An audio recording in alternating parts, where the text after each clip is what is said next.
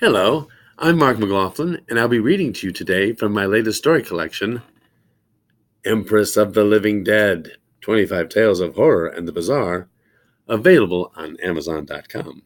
And the story I'll be reading to you right now is I'm Getting a Raise. Mr. Quimby's vacation ended last Friday, but he didn't come to work on Monday or Tuesday or Wednesday, so I called his house on Thursday morning to see if he was okay. I felt funny doing it because I'm only his assistant, but I thought, well, maybe he'd slipped in the bathtub or fallen down the basement steps. They say most accidents happen in the home. He answered the phone on the first ring. "Oh, yes, I'm fine, thank you, Mark," he said. "Come round to the house, won't you? I've made the most marvelous discovery, and I have to talk to someone." So I went, even though I had a huge pile of work to do. I went that very morning to his home, which is either an extremely big house or a fairly small mansion.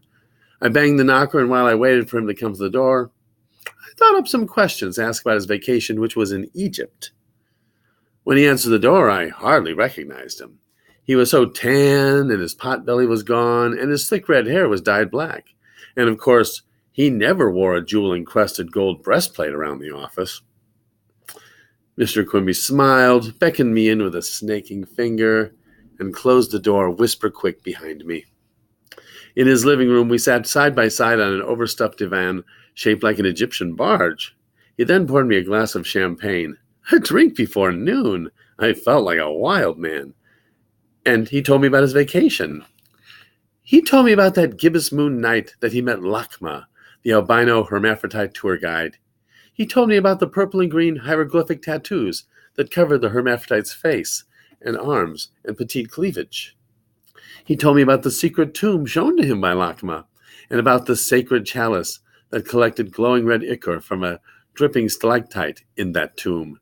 This lustrous fluid was known as the blood of time. One night, Mr. Quimby took a sip from that chalice.